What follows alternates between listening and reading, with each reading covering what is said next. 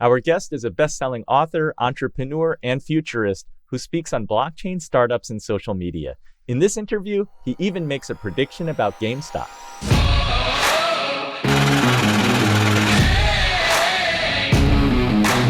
Episode 207 features Warren Whitlock, digital marketer, futurist, advisor on blockchain and AI.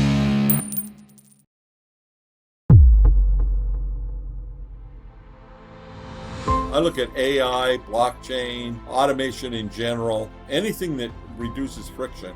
And you got to think that something like the iPhone in the next 10 years is going to change our life as much as the iPhone. I don't know what it is, but I know the technologies to be into. The people that are making chips are going to continue to make a lot more chips. We're going to have a lot more IoT devices, that's Internet of Things. Billions, trillions of those devices are to the internet in some way. We're going to rely on that phone or whatever device we're carrying more and more.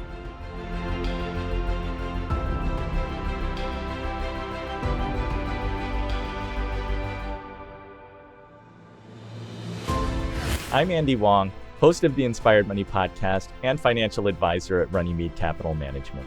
I'm so excited to have Warren on the show. He wrote the book Twitter Revolution and has 500,000 followers. He also wrote Billions Rising, an inspiring book that spotlights projects, nonprofits, and companies that strive to give people a hand up rather than a handout.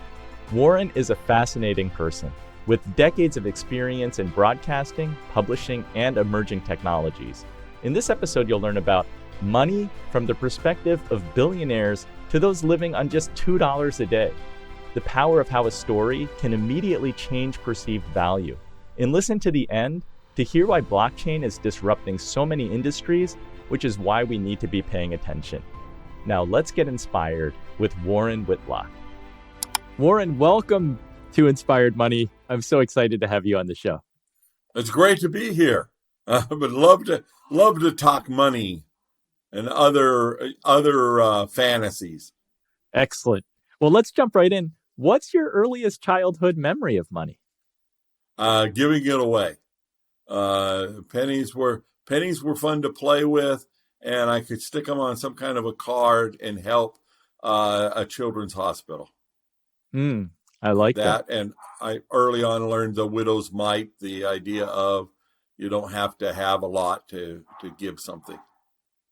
Were your parents big on giving back? Since not a lot of kids start giving pennies away to help the hospital. It was, definitely, we tithed, and it's just something you do, and then you just give. It's like, to me, the idea of what a community is all about is it's just more opportunities to help other people. Everything's about that. It's all service. So, I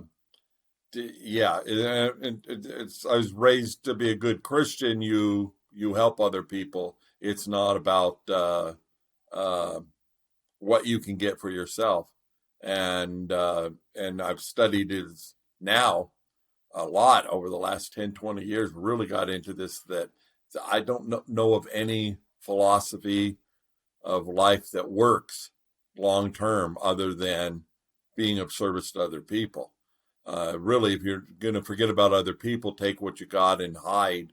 You're a hermit, and that, I think Unabomber when I think hermit. I'm sure there's some people we never hear about that are off in the wilderness living by themselves, and they're very happy, but we never hear about them for just that reason, so there could be some, and there's certainly some people, and when you start talking about wealth, there's some people that don't have anything. I rewrote a book, Billions Rising, about those people that have less than $2 a day, and they're like us. There's some people who live very happy lives. They live in a hut, and they grow enough food for their family. And sure, a lot of them want more than that, and they're there, and we can help them and whatnot. But don't automatically assume that those people aren't happy. Smiles on their faces, glad when their children do well.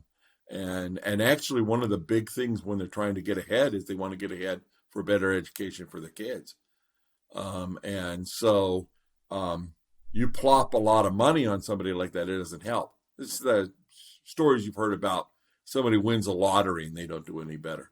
But yeah, that philosophy and and doesn't matter what it is. I mean, what we call religion is fairly limited in the West. You get what Zen is teaching about. Is that a religion? But it's a life philosophy, and it still comes down to you've got to give to get. Warren, I want to ask you about your book, Billions Rising, Empowering Self-Reliance Around the Globe. You wrote it in 2013. What did writing that book, what did that project teach you about money, charity, and the human spirit? Some of what I said, but yeah, the widow's mite is true. I mean, people care at whatever level. Some of the problems that are going on, like banking in Kenya, it's one of my favorite, and most of that's happened since. But hey, I didn't give up the topic. But we interviewed people, and we did 420 pages, I think it was, and it is just story after story of people working on getting a hand up instead of a hand out, or I guess from our point of view, giving a hand up instead of a handout. And dumping money on people doesn't help. So it's funny because I'll ask in a tweet, what do you really want for Christmas? What do you really want? If all your dreams come true, what's your goal for next year? What do you, it doesn't matter. And the flip answer is money. I want to win the lottery. I want to, my business idea would go if somebody would just give me $1 million. Well, would it? Are you ready for that $1 million? Are you got a budget, how you're going to spend it. You got a plan for that. How are you going to repay it? And sure, all of us would love to have a sum of money land in our bank account. And that's nice, but that doesn't solve all of life's problems. And it's true whether or not somebody's making nothing. And that $2 a day is always an average. There aren't people making $2, exactly $2. There are a lot of people are making nothing. They don't deal with any cash, and their life is okay. Kids, I'm playing with my granddaughter this morning, and it's like she couldn't care less about it. Less coins. We're teaching her good concepts, or parents are teaching her good concepts, but it doesn't need to be about, well, let's go to the store and buy something. Let's go to the store means Dad's going to put me in the car and we're going to go to the store and we're going to see things and look at things. And it's not, can you get me a toy? Now her older sister maybe, but the 3-year-old is just like, oh, this is so cool to go places, to do things. It's experiences.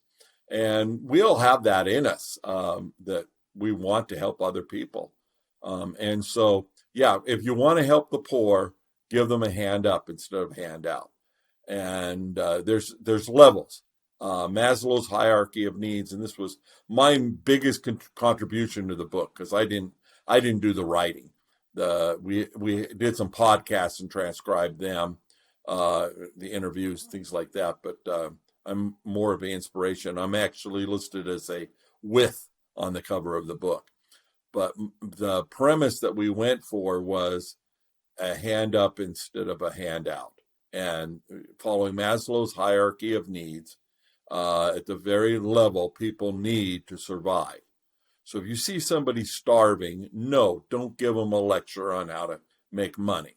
Give them a bowl of rice or $1 or whatever it is you can do to help them. Here, have a sandwich. And then the next step up is people want to take care of their families. So there is an excellent book called The Last Hunger Season. And in Kenya, one of the seasons is known as the hunger season.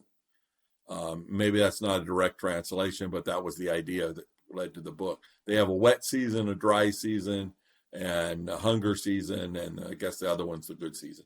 But they name their seasons like this. And so the One Acre Fund works with farms that have under 2 acres, and they're owned by the farmer. So we're talking about a landowner, and they're used to starving every year as they waiting for the crop to come in. So the crop is planted and they're waiting for it to come in, and they would actually harvest the maize early and eat, bad, unripened food and hurt the yield because they were just so hungry they had to find something. And so the last hunger season is a story about families getting off of that by learning to you get an ox and plow and plant seeds rather than just throwing out your seeds and hoping that something grows. Whatever the birds don't eat grows.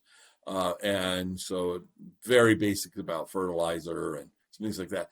And it's the interesting thing, that's a technology. To us, that's the, hundreds years old technology, but to them, they're not using it. You teach them to use it, makes a difference. Well, to get the ox in to run the plow, they got to pay somebody, which is then a problem. So that some microloans might come into play. We found a group that works in Colombia, and they go in and fund the farm, teach somebody how to do it right, and then make him the salesman to everybody else in his community. The example, and then he signs up other people to do it, and you get and I believe they give a grant in their method. But the microloans are I don't know how much you and your audience know about microloans, but they're Kiva. I know Kiva. Yeah, they're just so cool that it's the lending circle. It's not the idea that we need to lend money to the very small entrepreneur. Wonderful. That's what we know about him. You make your donation to do that. But yeah, the actual loans are made by putting a group of people together, usually women, and like say 5, and then in a circle, they help each other and decide who gets the money and things like that. And the repayment rate is extremely high.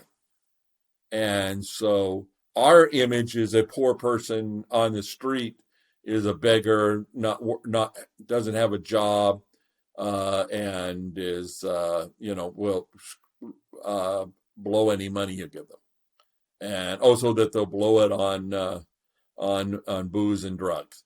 And what the truth is that people on the street use more drugs. There was a time in California they emptied out the mental institutions, and there were a lot of people that just wound up homeless. And that was a real problem for a bit, I think in the 70s. I remember it happening, so it had to be 70s. But, I wasn't like involved with any of this. But hearing news stories on it. But then I met a guy who had been homeless in the 90s, got back and got a good job, worked in television in Los Angeles. And then during the 2008 crash, he saw that he was, in trouble again, and he voluntarily became homeless because he knew he could do it. But this time he had TV equipment. And of course, the inexpensive equipment we have today instead of a TV studio. Or today, 12 years ago, 13 years ago, he did this. And he started something called Invisible People TV, Mark Horvath. And he was one of our very first podcasts. He's a Pepsi Challenge grant winner. Huge YouTube channel. 25. Yep. And he just, he knows how to be homeless. And we got talking about, some of the misconceptions. And he says, yeah, most of the homeless are transient. They become homeless. They're not going to be homeless next year. The hardcore homeless, yeah, there are some people who have substance abuse, whatnot like that. And he says, overall, though, the percentage of substance abuse is not much different than the general population. It's higher, of course, because they're in the worst part of their lives. But then some of that, and I reflected on that and go like, yeah, I knew one homeless guy ever. He owned a company. He was doing very well. but he'd lived in. He said that actually I found out from a friend who said, yeah, a mutual friend. He says, yeah, I was with this guy, and we were walking around in Santa Monica, and he says, yeah, that bush over there, that's where I lived for 10 years. So I don't know what problems he had, but living in Santa Monica, by the way, you can live outside for 10 years, and they're very generous with the charities and whatnot. So that's how he chose to live. And then he went, and when I met him, he was head of operations for a manufacturer. He got back into life and wanted to do that. But usually what happens is all these people that are like one paycheck away from being out on the street, something happens. Car breaks down, a medical bill, something like that, and can't pay the rent. Next, the car's taken away, and now try to live like that. You've got to get, you want to get the government handout.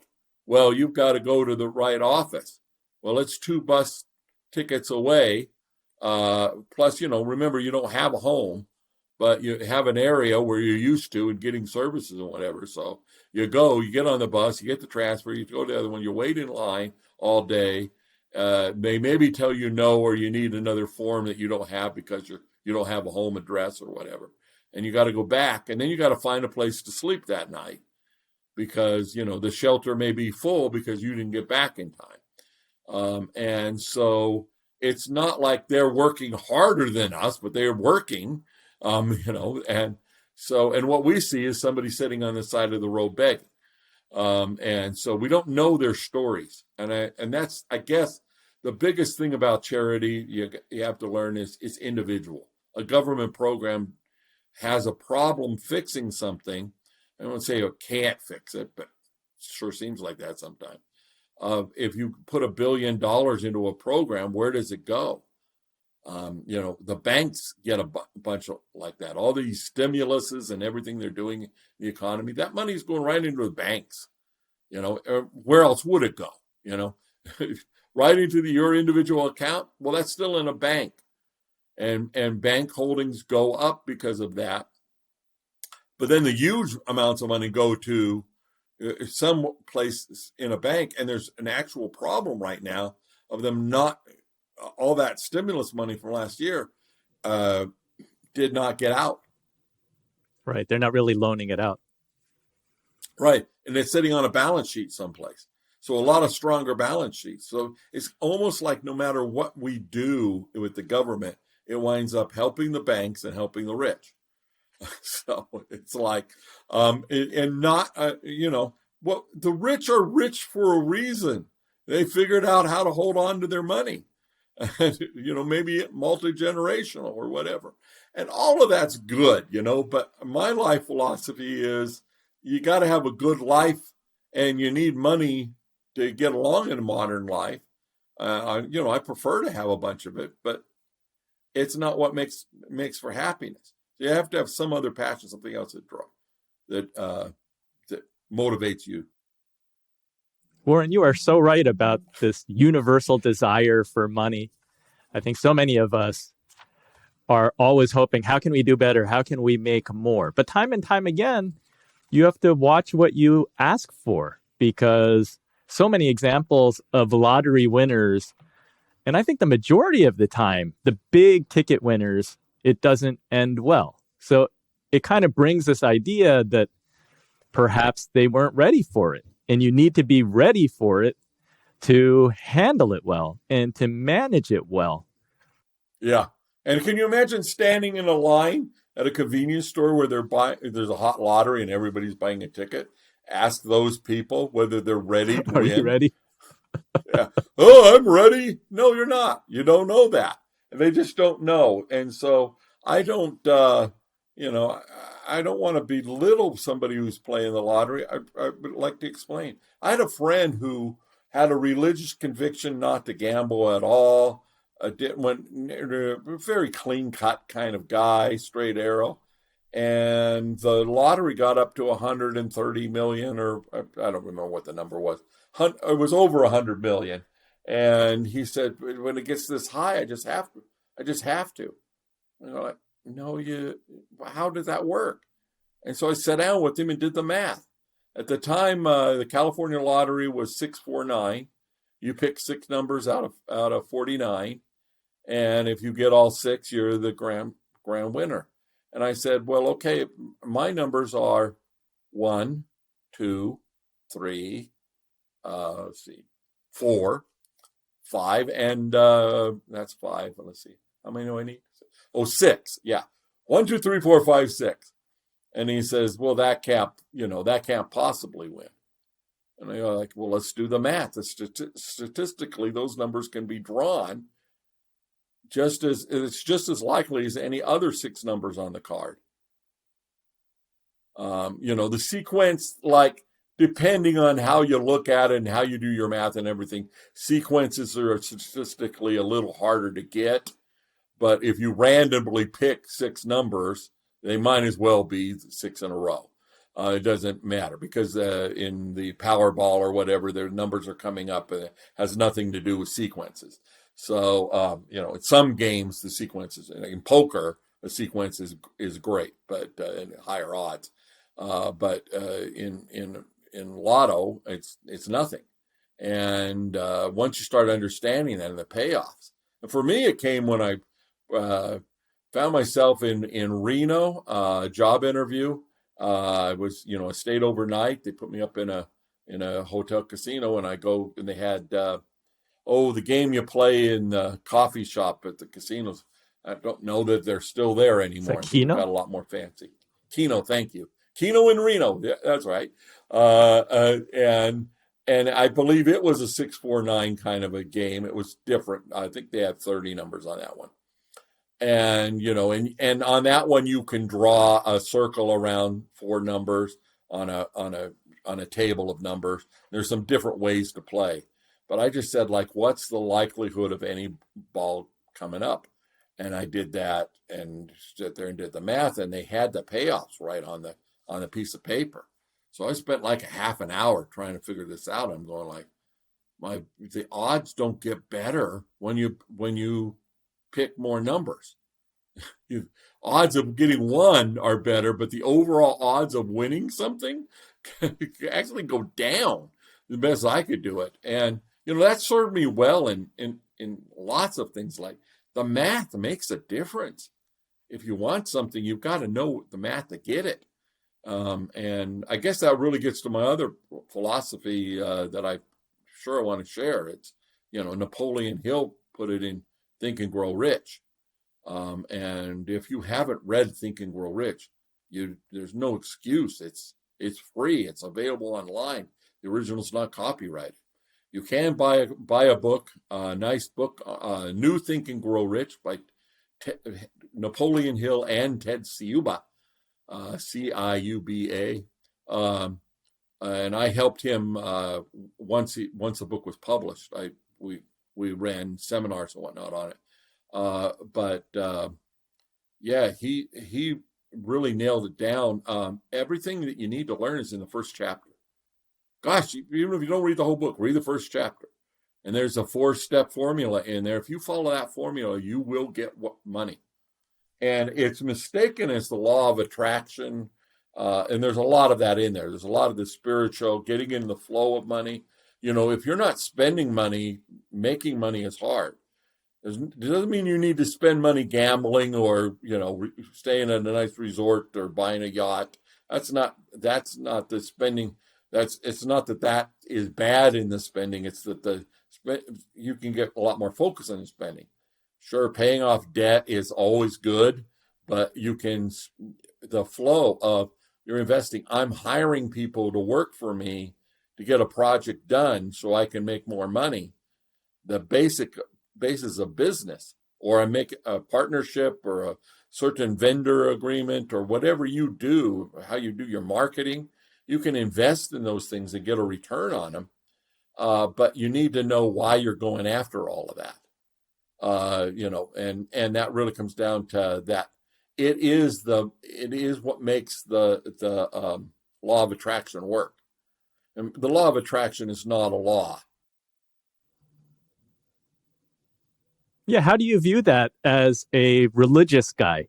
As a guy who grew up tithing. I think it all ties into it's all the same universe. And so God helps those who help themselves. And there is a lesson that kept popping up in different manuals and stuff over the years, and I've actually even taught it. But there's two poems, and one is Evictus. I am myself. I do everything. I'm the captain of my soul. And so we'd go through that poem about what it said. And then you talk about, I'm nothing. I just get what God grants me. And, there's another poem. I'm not doing it justice, but, and the contrast and how to live. And a concept came out of that. Throw away the rest of it, the literature of it and the doctrine. It really boils down to, you need to, pray as if everything depends on God. And, all power there flows from there. But you need to work as if absolutely everything depends on you. And that's, and the simple explanation is God created me to be this way. So really the discussion of spirituality and God aside, and the secret. I mean, if the law of attraction worked, there'd be an elephant in my office, because I was just thinking about it. No elephant here. So I mean, I'm thinking hard. I really want an elephant. It's not going to appear. If I say I need an elephant in the studio, today we're in a studio. It also happens to be my office, but I need one in the studio to prove that I know if I can show an elephant. Well, yeah, I'd work out the logistics. I'd rent an elephant and the trainer, and tear out half the house so the elephant could get here, and we'd have an elephant on the set. The trucks would be provided, all that kind of thing, and that would come with a price tag. And in today's world, that means there's money and somebody has to pay for that. But I could get you to pay for it because we're demonstrating to the world that we can put an elephant in this room. Or I could, trick somebody into bringing an elephant here because there was a prize. You're going to get on the show and he's going to see you. You need to hear, and all you need to do to get in is bring me an elephant. There are things I could do to make that happen. But for me to say, God, please send me an elephant, and then just sit there, reminds me of the story of the guy in a flood, and he prays, and then he takes the family and he goes upstairs, and the family decides to leave on a boat or something like that. And in the end, it's him sitting on top of his house with boats going by, and all these things, and then he drowns, and he goes to heaven and says, God, why didn't you save me? He keeps telling everybody that tries to help him, helicopter, whatnot, that God's going to save him. And then he says, well, I sent a boat and a helicopter and warnings to get out of town. What more do you want? You have to be willing to take some action. And going back to the billions rising, what we found is around the world, there are people who are doing that. They're taking action. Just like the homeless on the street that aren't on the street, they figure out something else to do. They get a job. They find a family member to take them in for a couple of months while they get back on their feet. They do something. There are those people who are continually having problems in their life, and that's, it kind of gives poverty a bad name. That everybody's got that relative that everybody knows not to open the door because they'll be at your house until you physically kick them out. I have a friend, very charitable, rich guy, did well, honest, religious, everything. I can't say enough good about this guy. And we got talking one time. He says he's got one son who one time when he got out of jail, his stuff was at the side of the house in a pile waiting for him. He wasn't allowed back in. He says, this is like, the eighth time. We're not going to do it anymore. We think what's best for you is you go figure out how to live. And you can tear that apart and say, Well, when do you stop giving to your children? And I can't, that's what I said. I can't imagine not trying to help my child. You're a murderer, and yeah, we'll keep the sharp knives locked up, but we're pretty sure you're not going to kill us. So what can we do to help you? Sit down, let's talk about this. But this guy wasn't a murderer. Sometimes kicking the bird out of the nest so they learn how to fly makes sense. And that's wisdom. That's not, and I think most of us have that wisdom. And if, you can pick it apart and say what the guy did wrong, but the fact is he took some kind of action and he did the best he could. And I got to check in with that guy. It's a 10-year-old story. That could be his kid could be running a company and talking about when he was homeless 10 years prior. That other story. We just don't know. We don't know when we open the door what's going to happen. Warren, you kind of brushed upon the fact that sometimes people are down on their luck and they're two bus stops away from the shelter.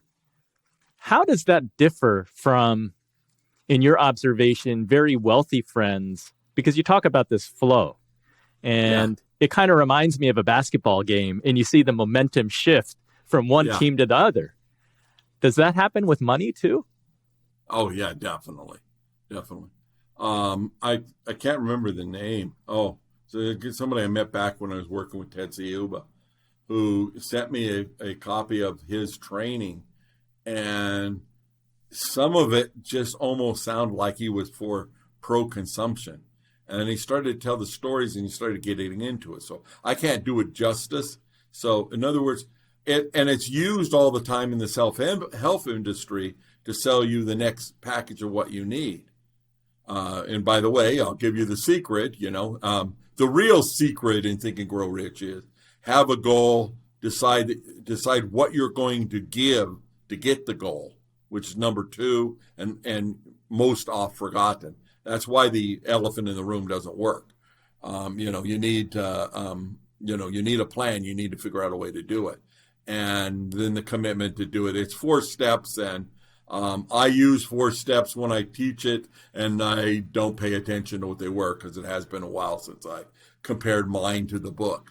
But you need that. You need to come up with the idea of, I am going to put out to the universe more than I get. So the thing is, when you're a billionaire, you feel like you earned that and it's yours.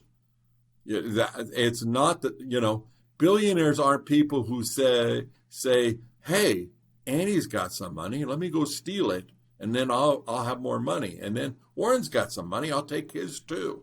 And, there's some money in the bank, let me just rob all that, and now I'm a billionaire. That's not the story of how to be a billionaire. There are people with inherited wealth. Let's leave them out of the discussion. But, they figured out a way, lucky sperm contest. They were born with it. But let's leave them out of the discussion and say the people, and when Thomas Stanley interviewed millionaires there's a book, Millionaire Next Door. In some of his writings, maybe not that book, but some of his writing, he talks about how he decided to just leave out the 17% of people who inherit some of their wealth. Oh, and that has your your basketball stars, or movie stars, the people that I'd have to say they worked for it, but it's in a different way. That was the celebrity wealth, the things we make TV shows about are that 17%. And then the statistics on the rest of it are almost always somebody who, as a kid, didn't have the money and then decided that they were going to work hard. And the motivation always includes something besides, I'm going to get money, I'm going to get rich. Some of them very much talk about getting rich, and that's forefront of their mind. But they've always got some other kind of plan, something else they're going to do. What are you going to do for the money? And that doesn't get talked about because it's not as glitzy. So that flow, I'm sorry, I got back on the other topic, but that flow of being able to employ other people, build other things, do things like that, that's got to happen. If you're a company and you stick all your money in the bank and close your doors and say, we're doing okay because we have this money, you're going to die. It's like, so you got to open the store and people got to come in and they got to buy something, and then you got to make your profit on it. You got to pay your vendors or you don't stay in business. And that same flow, I think, is personal. So like I say, the self-help industry will sell it to you as, yes, buy more courses. That's good. You're circulating the money. And there's a real problem in the United States right now of velocity of money. The money supply is way, way above anything it should be. They keep printing more and more money. It's going into banks and it's not getting lent out. We have a velocity problem. So every dollar should be traded several times a year, and it's not. Every dollar is traded 1 point something, I think. The math is important. I don't know the math on this, but I understand how it's working. That if the bank gets issued some credit from the Federal Reserve and then they lend it out, sometimes they could lend it 10 times. And that means that, what happens is you go to the bank, get a loan, they put that money in the bank, and then that's part of their reserves.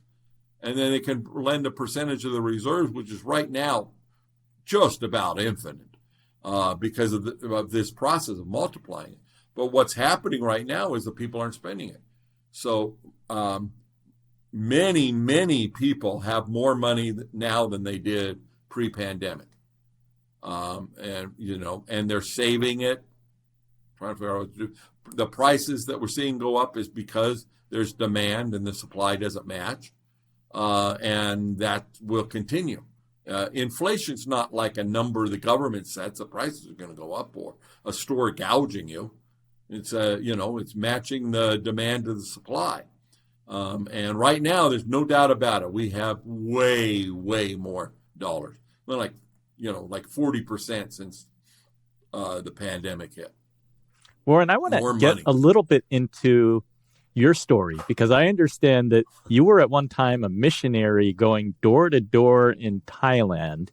Mm-hmm. How does a missionary going door to door in Thailand become a business owner and an expert in emerging technologies? Oh, I was an entrepreneur before, after, during. I mean, that's my makeup. I look for the efficiencies in running a business.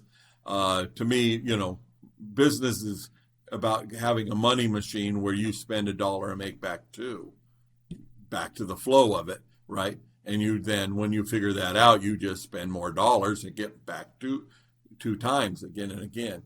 I gave that up while I was a missionary when I was young, and so I learned to speak Thai and went to Thailand and went door to door explaining Christianity to Buddhists. And at the time, my understanding of it was, we're trying to get you to switch from GM to Ford or Pepsi to Coke, that we have a different brand and this is what we're going to sell. Now, you get into the doctrine and why and what it means to teach somebody to be a Christian and everything. That's a whole different thing. But I'm just talking about on the surface, it's just another brand.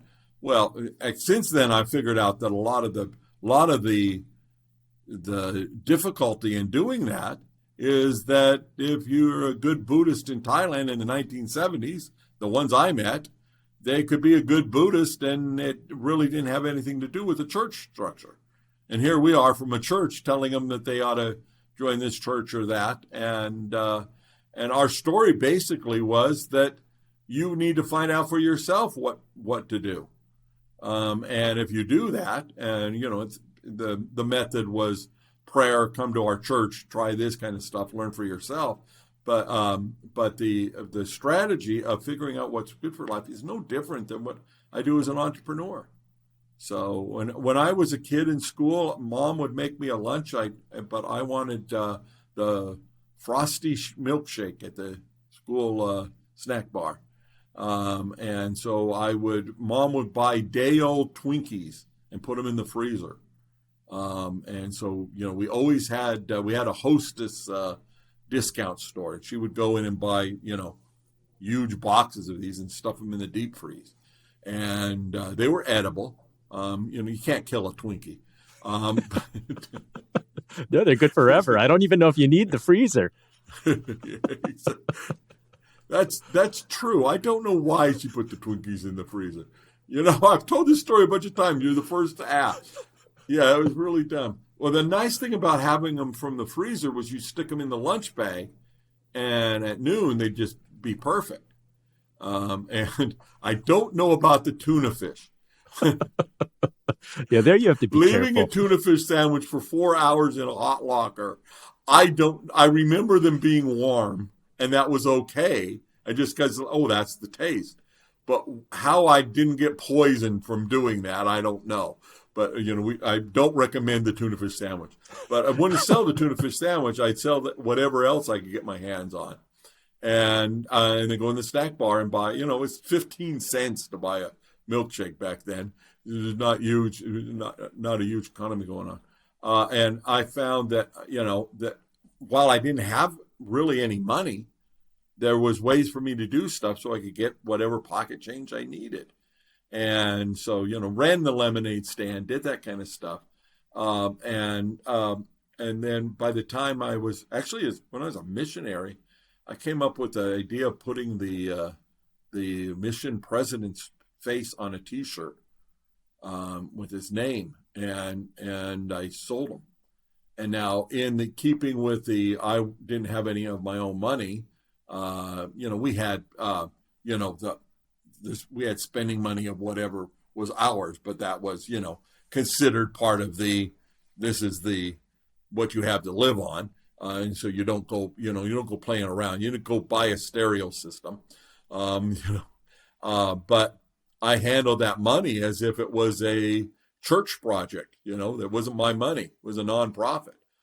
But, I arranged, I put up the money, got the T-shirts made, collected all the money. And at the end, I was left with a bunch of shirts. And the guy whose face was on it, when he found out that I was going home with, 10 or 12 of the shirts, I'm at their house and the wife says, we got to buy those. How much you need? So I absolutely broke even on the whole thing. The extra inventory got bought. I don't know what became of them, whether they were doing that to be kind to me or what, but I certainly didn't need the shirts. So anyway, so I'm always entrepreneurial, and I met people, and I learned that there were people. He's an artist. His name was Gal, and he was helping in the church, but he was feeding his family by painting paintings, and some of them got sold in a hotel where the foreigners went. And he told me about how the huge sum of money that he was able to get for those. And when we bought from him, Mom sent money, and I bought one for her and Grandma and me, and I lived long enough. I got all three of them. So thanks, Mom. Those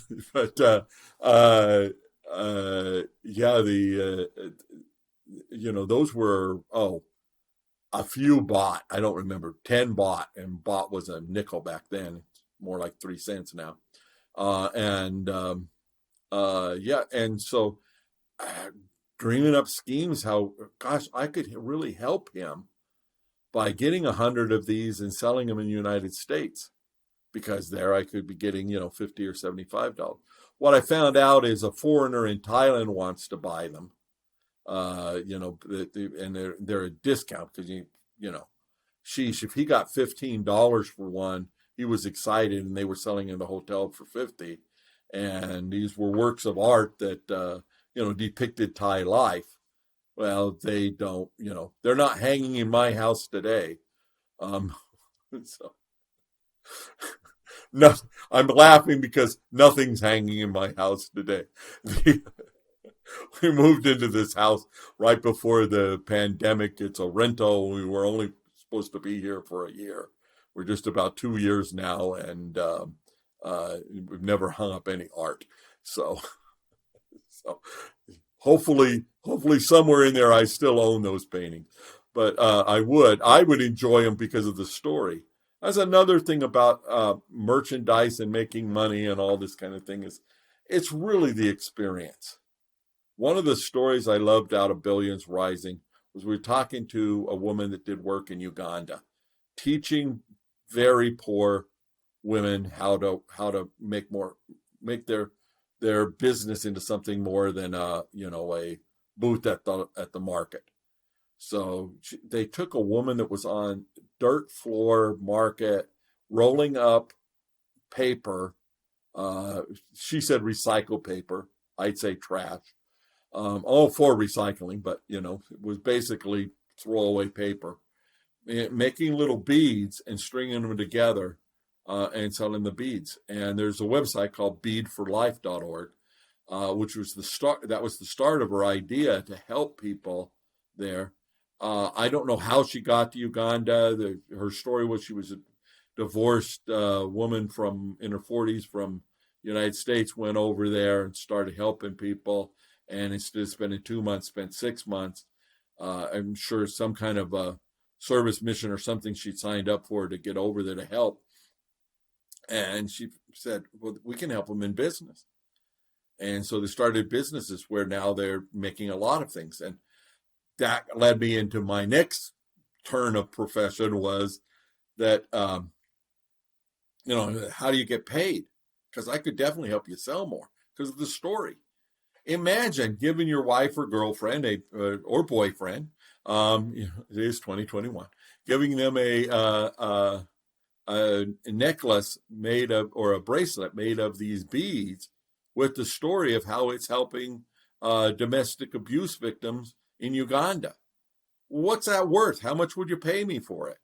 $10, $50, $100, depending on the setting and the story. If it's if it was at Tiffany's and you could put it in a blue box, who knows what you'd pay for? Oh, even more, several hundreds more, thousands. Yeah. But as costume jewelry, it'd have trouble getting 50 cents or $5, depending on where you're going to put it and how you're going to sell it. But if you just see it, you go like, no, I don't want that. And maybe the person you gift it to would never wear it. I don't know. But I've seen this happen so many times where my wife has something. And by the way, everything she has a story like that.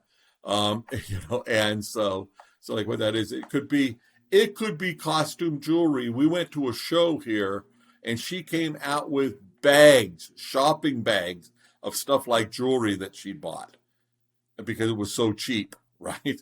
And so she'd wear these earrings, and everywhere we went, the women were asking where she got them. And she had to tell that story. And I said, let's change that story a little bit. How about, I'll take them off. I've got a spare pair here. You can have these right off my ears and it'll only cost you $50. Sell them for something because the story is something, and I'll hook you up so you can get more at the lower prices. And she paid 50 cents. It's not about the value of the money, and money is an illusion. It's just part of the story of what we're doing and living our life. And so, and that led me to find out that transferring money to Uganda, she would go twice a year and take $10,000 cash, the legal limit, and U.S. cash. And I blurted out, it's on the podcast with me, and I was the only male on the podcast, and saying, well, I can't imagine a 40-year-old single woman flying to Uganda with $10,000 cash. That sounds scary. And I caught myself and said, oh, no, I'm not going to Uganda with $10,000 cash. They'll kill you over that amount of money. That scares me. Heck, getting on a plane with cash and flying from Las Vegas to Los Angeles, it's not going to be 10,000. So a much lower amount. $1,000, I'm worried that I'm going to get mugged in the airport. Was that the impetus for you to become a blockchain expert? Was that the beginning? Exactly. That's it. That was the time. I had been studying it. I read about Bitcoin when the white paper came out in 2009. I decided not to do it. I was getting out of tech. And I was looking for other things to do. And I even had a spare computer I could have set up in mine. And I decided, I don't want to. Dumb move on my part. One of many in my life that I've missed those opportunities. But let's not fret about that. 2012 is tied to my friend Michael Turpin, who had come to Las Vegas after successfully starting the first online press release service, MarketWire, back in the 90s. And so he was doing some PR. He had a PR company here, and he sold off his startup, and he was really getting into Bitcoin. And he had this huge party at his house, hundreds of people coming through, and it's playing on the dining room table these things that look like, PCs that have been just put together. They got a power supply, some boards, and I know about that stuff, so I'm looking at it and saying that's interesting, but what are all these people caring about? Well, there's going to be mining Bitcoin. And I'm like, okay, good, I get it. Yeah, you spend more electricity, you mine more Bitcoin, and you get faster machines, and you do that. I'm going like, that just doesn't seem. So I asked him, I said, can I get into Bitcoin with, is this going to be good without all the tech part of it? So I get the tech part. I've already said no to that, but I should know about it, because it seems to me that's the future of money. Why bother with trying to reconcile? I mean, we used to have a stock market where people had to wave the slip of paper to make the deal, place an order. Two people had to do a deal to sell your stock. None of that's needed today. And the whole finance industry, not a whole, I don't want to exaggerate. It's not the whole. A big part of the finance industry doesn't need to exist. We do need to figure out how to get a new company funded, how to issue the bonds, and there's some stuff there, investment banking stuff. Though we're finding in DeFi right now, not near as much as I thought. What's not needed is the trading, 70% of the stock trading that happens computer to computer in dark pools and things, that's the insider game that we can't win. We can invest in a company and do well. We can get lucky. We can play the stock market like it's gambling and say, hey, on the information I know, I think this stock is going to go up next week. Doesn't matter if they run a chain of stores for physical games that, are as outdated as VHS tapes. Ooh, you're talking about GameStop. I don't want to name names here, but that makes sense. It went up 10% yesterday. I think it's going to go up another 10% today. And yeah, some people actually cash in on doing that. And the people they were fighting, the hedge funds, they do this all the time. They short companies, and they were shorting GameStop because it was destined to go out of business. This is no reason why we need stores renting game cartridges. They should have been absorbed by Blockbuster to begin with. Blockbuster would have lived a little bit longer, and then they'd all be gone by now. I think that there's something very interesting going on at GameStop, because you have new management. All the people that they've hired in the last 6+ months have come from Amazon. They've come from, I think they came from Chewy, where, the online pet food. So there's a transformation happening. What that's going to look like a year from now, 5 years from now, I don't know. But there's a change happening. If you're talking about what to invest in, I'll tell you, I'm a hard no on GameStop. But if you're talking about, if I was advising the company, first thing I would do would be say, buy whatever you can with your inflated stock. Go on acquisition spree, right? Get as much as you can because it's inflated. They've done even better. They issued more stock at the inflated price. So I think that they have several $100 million on the balance sheet that they can now deploy So Right. in theory, they could go buy an e-sports or e-gaming franchise or business, and suddenly it's no longer this Yeah. bricks and mortar game So, CD physical concept, right. and suddenly it's like an esports brand. Like, I don't know what's going to happen with it. Yeah, that's possible. I'm going, my prediction, and I'm a futurist. I look at trends. It's usually what I say, but in the case of GameStop, I'll go out on a limb, a rare actual prediction of something, which I find foolish. So please don't bet on me. This is not financial advice, but from my study of 40 years reading about companies and what they do, conglomerates have a problem. So the acquisition spree is a problem. The new debt and getting the money is the lottery problem. It's not the ill-gotten gain comes to mind, but it's not. It's not ill. Well, yeah, it's ill in the idea of you use ill as as sickness. Ill like illegal, not quite. It's just like they won this money because it's not money they earned or deserved in any way, and there's a problem with that, and that just always like goes. And conglomerates have the problem of you buy companies and you can't absorb them. So in other words, you go out and spend $1 billion for a company, you now own that brand and whatnot, but 10 years later, your total net worth is no higher because you bought that company. So some would say you're just out the $1 billion for buying it. And they do buy companies and write them down, which actually can make more money on certain balance sheets. And as an accountant, again, stuff I don't care about, but that thing that happens, moving money around. But yeah, the idea that you could somehow transform this company into something else, yeah, it's there. And there's so many stories. Boy, if I want a good cry session, I read Forbes, where somebody at 37 years old is now made CEO of a company, and he's taken it from a $2.3 million company to a $700 million company in the last 15 years. And I'm going like, why didn't I do that? He probably gets paid pretty well. And he's really made some impact on the world. And then I get thinking about him going like, what is impact? Where is it going? What do I get out of this? Because those companies will all go away at some point.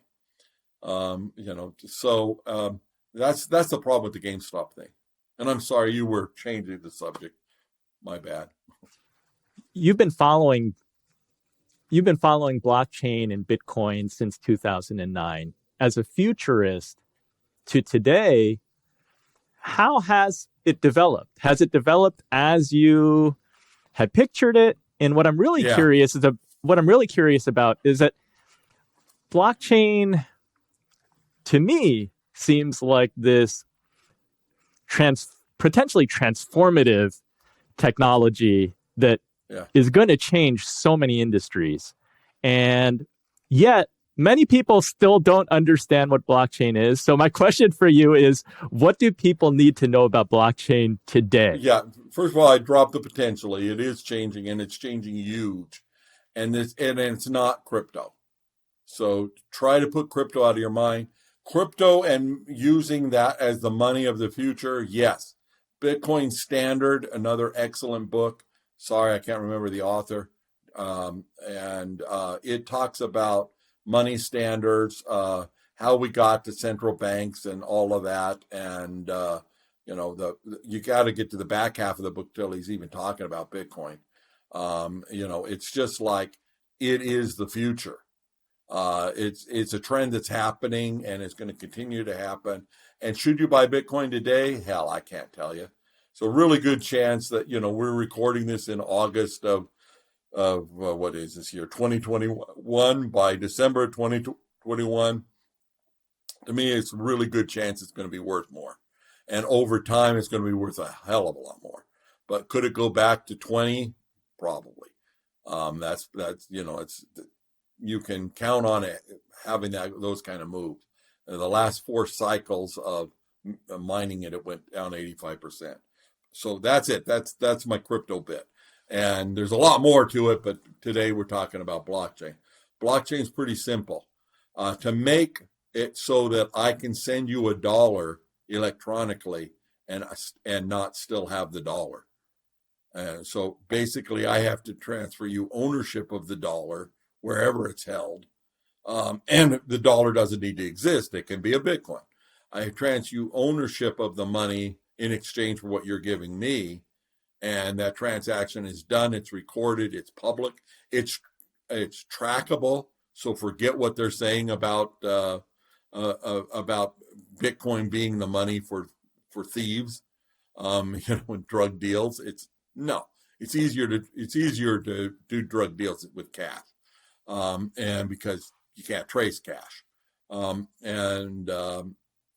so anyway, I can flip it back into crypto. But to build that, they built a database structure that was new, not totally new, but was combining a couple of elements.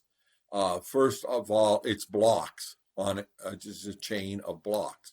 So imagine a spreadsheet, and all databases can be thought of as like it's a table, and the first 10 rows of that table spreadsheet are then checksummed, and that means you add up all the digits in all of them, come up with a number. So if you alter anything, it's going to alter the proof of that checksum. Now you take that checksum and make it the first one in row 11. And my explanation of the technical is that I've not done this technically, but understanding of it is important. That first block is so many transactions, and that could be 10, that could be 1,000, it could be 1, and then it is linked to the next block of transactions. So anything you do to go in and back, like the beauty of a spreadsheet over doing it on paper is you can change anything. Throw that away with it. This is inalterable, immutable records. It's creating a log, and it's going to stay there. So I got block 1 hooked to block 2, hooked to block 3. It's a chain. And it's as simple as that. That's the basic of what it is. It's distributed, and to me, this is more important, that it's distributed over many machines. So, because obviously if I set it up that I'm going to use the checksum, and every 10 transactions are going to be locked like that, I can go in and alter the checksum. But if you have a copy and 1,000 other people have a copy, if let's say 1,000, I need 501 to make the change to make it the authoritative record of what's happening. You start getting thousands of machines all over the world, it becomes just, not, you can't say impossible, but impractical to do that. Quantum computing will be able to crack the cryptography involved, and there will be, other problems to be dealt with down the line as computers get smarter and smarter. But the physical location of 1,000 machines or tens of thousands of machines around the world makes that hard to do. And a lot of those machines are mining machines, and they're in big locations doing that. You can build a mining machine in Norway and get the electricity from hydropower, and it gets very cold, and so the heat's not a problem. And of course, they're coming up with ways to use the heat from data centers to do other work. So it's a bad rap to say that it's, using energy. And how am I going to identify when I plug something in? So I plug my Tesla in. Is it being fired by coal or solar? I live in the desert. It's solar. But we have coal in Nevada too. So, but it will be renewable energy in the future. It will happen. We'll have plenty of electricity. And the reason why we're not all using those technologies today, we haven't accepted them. So let's get back to the database. There's one more thing that makes the blockchain system work, and that's smart contracts. And that's what actually governs. If I do this, this, and this, you will transfer me this amount of money. And that's a locked transaction. If we make a mistake, we make another transaction. We can't fix that transaction in the record. So the example, this is from Blockchain Revolution by Don Tapscott, a very smart guy that's wrote about it over the years. They've revised the book. I don't know if it's still relevant today, but the story definitely is. I produce something in Frankfurt. I ship it, I put it on a truck. It goes to the train. The train goes to the coast. It gets put on a boat. It goes to New Jersey. It's offloaded, put on another train across the country, and then onto a truck, and then delivered to me.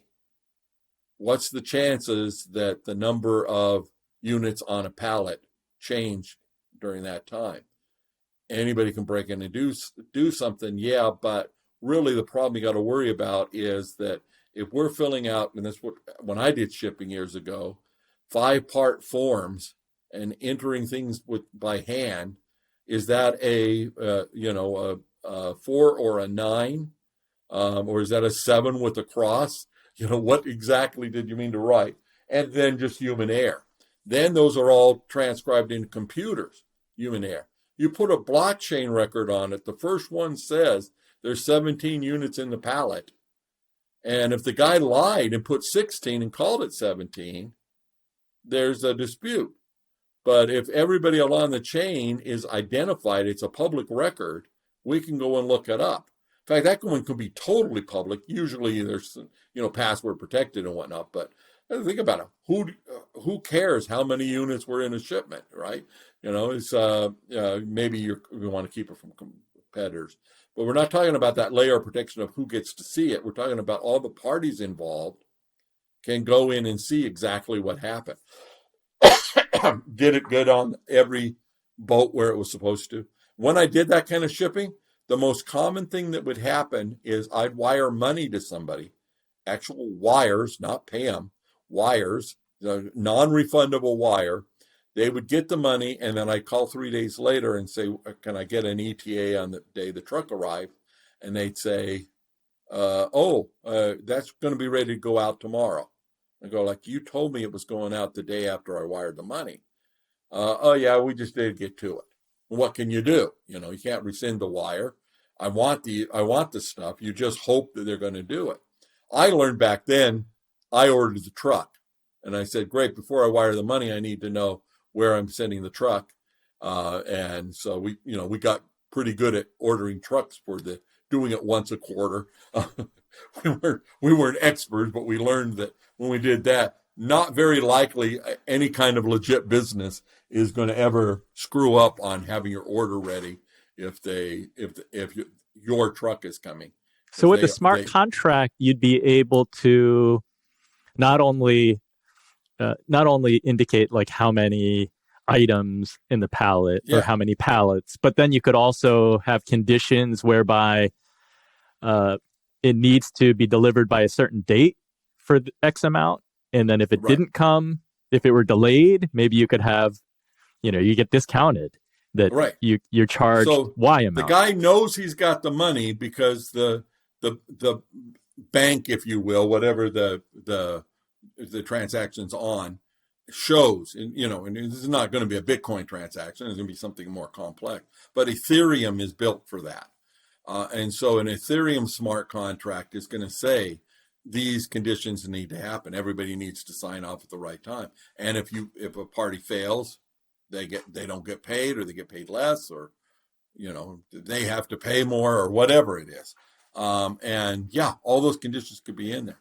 You can't make them. And so back to my example of I ordering the truck, I was doing that to eliminate one of the things that could go wrong. He could. It's interesting. That gets back to my entrepreneurial way of looking at everything. How can I make this more efficient? And I've got a company I advise in Perth that does software for supply chain, and they're working with somebody with snow crabs. Snow crabs are $110 a pound. If you drop snow crabs, they're live when they ship them. You drop a pallet, you kill a bunch of snow crabs. And so they put an IoT sensor on the pallet and then track it. And because they're using a blockchain, it's totally open for all the parties involved.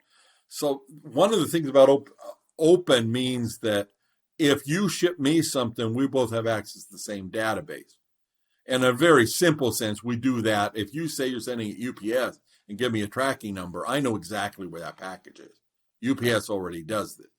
But in that Frankfurt to Las Vegas example, it would take, several people getting along. Well, if it all goes to the same shipping database, that's taken care of. And, more of the kind of problems where we had set up a really good just-in-time system for a lot of things in the last, couple of decades. Now, now we had a pandemic, they shut everything down, and that ripples through all of that. And that next ketchup packets at a fast food place become a problem. Is there a shortage in ketchup or tomatoes? No. So my answer is, we buy the fast food, we bring it home, and we have a ketchup bottle. Or you take the ketchup bottle with me. There's plenty of ketchup. There's just not packets. And there's a million little things like to do that. I set up one time sending out a package on a promotion for my business, and we had an envelope, a sales letter, because you did a letter back in the days, and the item and some sort of sticker. There were stickers on the envelope advertising something else, plus the return address and the to address. All of that was put together, and I had these assembled. I figured there's 19 things that had to happen.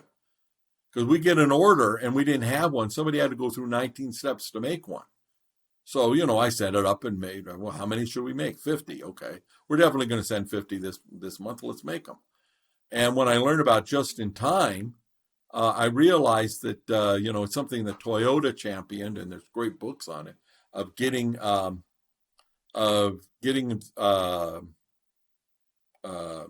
am I trying to say? Just, everything right when you need it, and inventory no longer slows you down. It's great. And we're going to be able to do that. But so you want to know where blockchain is going. Every database is going to be kept distributed. This podcast won't be kept on a server and you get busy, go off and do something else, forget to pay the bill. Suddenly all your podcasts are gone. And you know how many people I've met like that? Loads. Well, I'm not in that industry anymore. And I wrote 400 blog posts, but they're gone. I'm a stickler for that. I have backups of every server that I use. But we won't need that in the future. It'll be on the chain. What we're doing here will never go away. As an enabling technology, it sounds like we have a world that is more transparent, more efficient, hopefully with fewer disputes between parties. Yeah, it won't be a dispute over whether or not the package got on the truck. Is there any downside? Like, what's the downside? It's like saying, is there a downside for having a smartphone? Yeah, we live in a world with smartphones, and people complain that their kids on the the downside on the smartphone is that I'm connected all the time. Yeah, to me that's a big upside. The idea of having a retreat, of getting away, of taking a vacation. I've set up my life so I do the same thing every day, and I'm happy. If I go to a church meeting, I turn my phone off. I don't look at it. But if I want to look up a verse of scripture, I pull out the phone and it's there. And while it's there, if I see an alert that my kid wants to talk to me, well, suddenly there's something more important to do. But I'm not like trying to do business while I'm sitting in church. My boss doesn't call me and I drop everything. I have bosses, I have customers, right? And so I have people who need to get a hold of me with an emergency or something, and I make myself available whenever I can. What I say is, if I see a message from you, people ask me for my phone number all the time. I'm going, yeah, sure, but see, my phone's not here. Am I going to get that? I noticed you just got something, right? You don't have your phone turned off in another room. That doesn't happen to me. I leave my phone in another room, and sometimes for a day or two. And I'm talking all day long. I'm having a meeting. We set them up by email. I can get text on the computer, and I have several different chats, the Skypes and Zooms and everything all set up to do all this. But I don't work on interruption. There's no Pavlovian reaction needed if we're doing this right. Now, I do check my phone 100 times a day like everybody else. And I do worry that, that I'm not in control sometime. But, and the games can do that to you. But I find it reassuring to know that wherever I am, the technology is right by me. And so I guess with blockchain, what I worry about is whether or not government gets control over some part of it. Government can't control Bitcoin. But as the central banks are planning on digital currency, and they want to make it like when Nixon took us, the Nixon shock, taking us off the gold standard in 71 on a Sunday night without any warning. And that's how you devalue a currency, by the way. You never devalue a currency by saying we're working on this and we'll probably wind up devaluing the currency. One of the rules about devaluing currency is the leadership must say there is no way we're devaluing currency. The dollar is as strong as it ever is. So when you see the president talking about the strength of the U.S. dollar, that's when you know we're in trouble. Something's coming. It's just that you have to lie to the public to make that shock thing work. And that's coming, and that will be digital currency of some form. So the digital dollar. In your view, having the central banks involved, is that a good thing? Or no, that's just friction. I'm all about getting rid of the friction. So let's say I own Microsoft stock and I want to sell it to you. And we agree on a price. What is needed by Wall Street to make that happen? We really don't need Wall Street. Now, the way all systems are set up, you've got to have it some kind of recorded. Are we going to contact Microsoft? No, Microsoft doesn't want to do that. There's institutions that people set up. So there's something. There is that, somewhere around a half a point we need to pay to have the transaction recorded on the public record by somebody who has that authority to do that, whether that's Microsoft or whatever. But me selling you the stock peer-to-peer would work. It just, we're just not set up to do that. And it'll take a long time for us to get over that. But when you look at what there's, we helped a launch for Wall Street Bets. So named after the Reddit forum. It's not the same guy, but it's some of the people with that philosophy. One of the things those people adhere to is that Robinhood has too much Wall Street control. And think about, I was at the Robinhood launch. It was a breakthrough of we are going up against the big guys and doing this in a way where anybody can buy a share of stock. It was a big breakthrough for consumer, retail buyers, right? Here it is 10 years or whatever later, and now we've got people going after them. Well, what made everybody mad at Robinhood was in the GameStop fiasco, the stocks were going up and they couldn't handle the orders because they had a requirement by the SEC to have X number of dollars in the bank, and they went out and got billions of dollars overnight to fix it. And everybody was mad at them because they were doing what their hedge fund told them to do. No, they weren't. I mean, yeah, maybe the hedge funds were happy it happened. No, not maybe. Absolutely, the hedge funds were happy it happened. Slowed down this them going broke on it. But that's not the point. What those people want is to be able to buy a stock and trade it like I order an Uber. You don't need a central taxi system, and you don't need an Uber. Imagine how much more ride sharing and all of that genre of business, Airbnb and just borrow the drill. I mean, in a neighborhood, how many houses really need a drill? sooner or later, just about everybody wants to use a drill. How many need to own a drill? But then Black & Decker's goal is to sell a drill to every household. I don't know how close they come to it. It'd be interesting to do a survey on that. But I need a ladder once in a while. Do I need to keep a ladder at my house all the time? No. Maybe a step ladder, but I got to go up to the second story and do something. I don't need that. No. This old guy ain't going up that ladder. I'm hiring somebody and he'll bring a ladder. But if there was a ladder and a lawnmower, lawnmower. It would be a huge number of houses for lawnmowers here in Vegas. A lot of us don't have any lawn at all. But yeah, we don't each need a power riding mower when we're living in the suburbs of Las Vegas.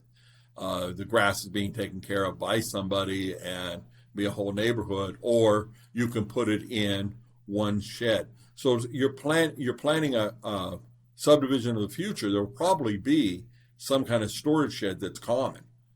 And, everybody will have their passcode to it, and it will be tracked by a tag on the piece of equipment that if it's not in the shed, you know whose house it's at. And you know what time they plan on returning it, or you can go talk to the person.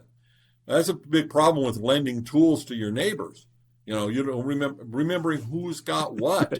You don't know where the stuff ended up. When I was in the tech business, I was of the opinion that there were two kind of people in the world. Those of you who find a screwdriver on occasion, and those of us who buy them all. Same with pins in the office. I would buy pins in packages of dozens, right? I'd open up 2 or 3 and go around the office throwing them on each desk. I just knew we were going to use pins. Why did I need a pen budget? They certainly weren't writing enough to use up all those pins. They couldn't be stealing that many. You've done very well recognizing these seismic changes early, from personal computing to digital marketing to blockchain. In your view, is blockchain so big that it's something that we can just focus on, like, for my lifetime? Or do I still need to continue looking for, what's the next big thing? I mean, there's the multiplying effect. And Kathy Woods at ARK Investment talks about this all the time. That's why they've done so well.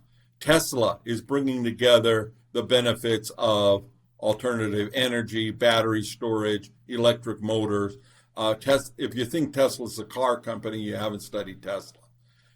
They're putting the innovation together to make all these things work. And it's not necessarily their innovation, but maybe.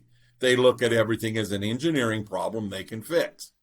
Let's take a different approach to a blank sheet of paper and figure out what's the better way to do this. And there's a lot of other people doing it. AI, which is also in Tesla. I own some Tesla stock, but I'm not promoting Tesla today. It's not investment advice. But, we will be buying automated electric vehicles in the future, if we buy them at all. Buying is we will be using them. How we get them or what we do. If we're riding in an automated taxi and the ads are paying for my ride or whatever, or I'm going to a destination that the vendor wants me to go to. I know you probably experienced that before. You're going someplace and the venue sends a car out to get you, or the sponsor does. And in Vegas, what we see is during CES, the streets are full of these little vans and stuff, and they all are, every surface has an ad on it, right? In the future, it won't need to be that overt. It'll be like, okay, great, you're coming in. I mean, imagine that I want to go to Atlanta.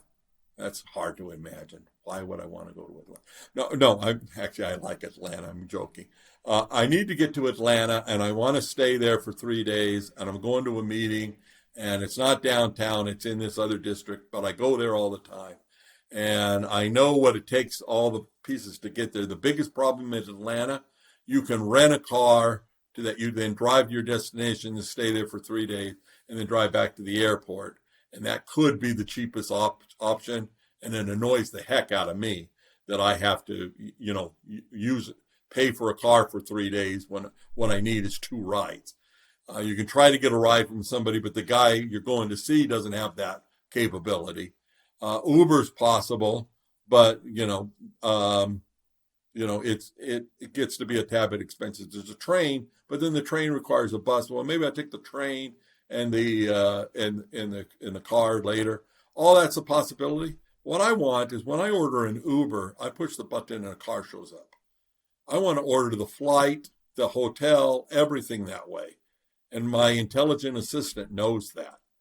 So AI is so big that it's going to be as much influence as blockchain. But you put those two together, and yeah, they're just amazing things start to happen. And then those multiply again and again. We're all using the internet and smartphones. So, I mean, that's why the iPhone was such a breakthrough. Jobs was way out ahead of everybody of pushing for an iPhone, but they wanted a device that made phone calls and a lot more. But I'm sure he couldn't have imagined all the things we're using it for. And in fact, they were reluctant to have an app. He was reluctant to have an app store for a while. And that app store is what's, made the huge company that Apple is today, because they got our credit cards for iTunes and for apps, and they've got, all that information that they trade with. And I don't know, Apple claims to not do as much as that as others, but yeah, the marketing of me being able to, instead of showing you a billboard or interrupting a video, I'm now offering you exactly what you want. That's much better. So when I was doing books, I talked to somebody doing acoustic. No, autism, not acoustic. Different completely. Autism, sorry. Autism books. They had 400 autism books and courses on their website. And we ultimately decided not to do business, but I spent an afternoon talking to them.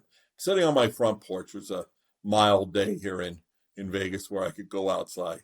And I remember like studying the front porch of the people directly across the street, just because of this idea came to me, and I just kept focusing on what would happen if those people had a kid who had a diagnosis of autism.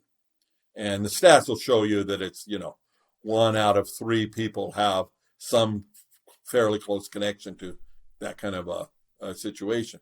It's all over the place, but who talks about it, right? No, nobody. Where do you go? You need the book, whatever. And if I just came home from the doctor, they just came home from the doctor to find that out, and I walked across the street and said, "Hey, what's going on?" Oh, wow. I was just talking to somebody. This might be able to help. Wow, great. But what if a trusted friend left a Post-it note on that same door saying, I know about Tom, and I know the problems you've been having. I want to tell you about what worked for me. And you call that number or take action on it or do whatever it was. That's what we're going to be able to have in the future, because more human beings will be able to make it personal, and we'll have the data at our fingertips.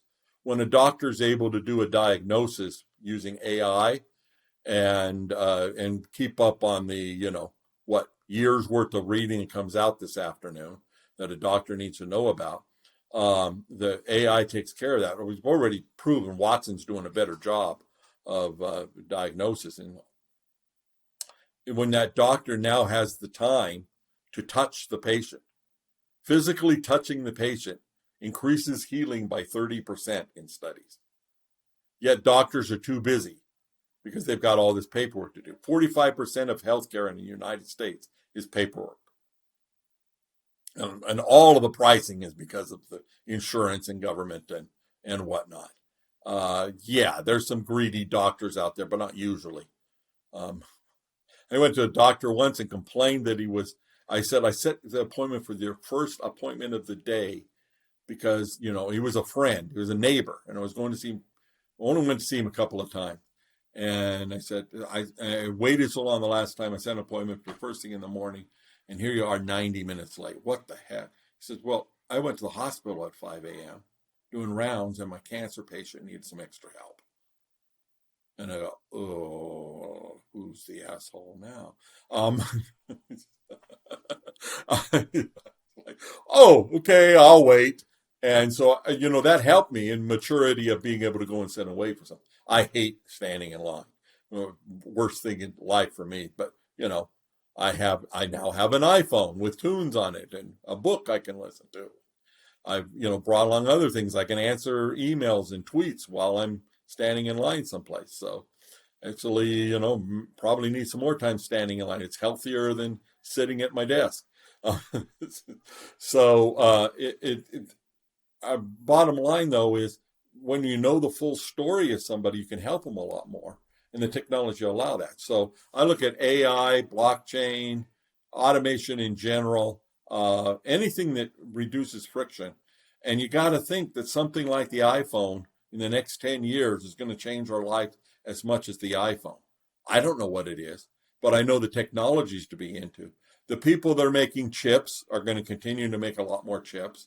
We're going to have a lot more IoT devices. That's Internet of Things. Billions, trillions of those devices hooked up to the internet in some way. And we're going to rely on that phone or whatever device we're carrying more and more. So it may be in your contact lenses. But whatever it is, the people making those technologies are the ones to invest in.